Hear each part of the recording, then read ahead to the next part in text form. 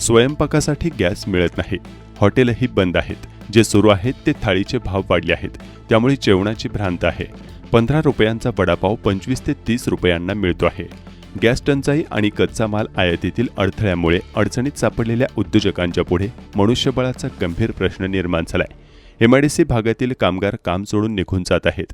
Gas मिळत नसल्याने agency बाहेर नागरिक आक्रमक होत आहेत. इराणमधील युद्धामुळे गॅस पुरवठा साखळी विस्कळीत झाली आहे. चाकणमधील अनेक हॉटेल्स आता चुलीच्या आधारावर सुरू असल्याचे वास्तव पाहायला मिळत आहे. खेड तालुक्यात सिलेंडरसाठी एजन्सी बाहेर रांगा लागत आहेत. नोंदणी असेल तरच सिलेंडर मिळतो आहे, मात्र नोंदणी नसलेल्यांना सिलेंडर मिळण्यास अडचण निर्माण झाली आहे. अवैधरित्या गॅस सिलेंडर भरून देणाऱ्यांनी किमती वाढवल्या आहेत. कामगारांना 1 किलो गॅससाठी 400 ते 500 रुपये मोजावे लागत असल्याचे विदारक चित्र समोर येत आहे. व्यावसायिक वापराच्या गॅस सिलेंडरचा पुरवठा बंद आहे, त्यामुळे हॉटेल व्यावसायिक, अन्नपदार्थ विक्रेते अडचणीत सापडले आहेत. अनेकांचे स्टॉल देखील बंद झाले आहेत.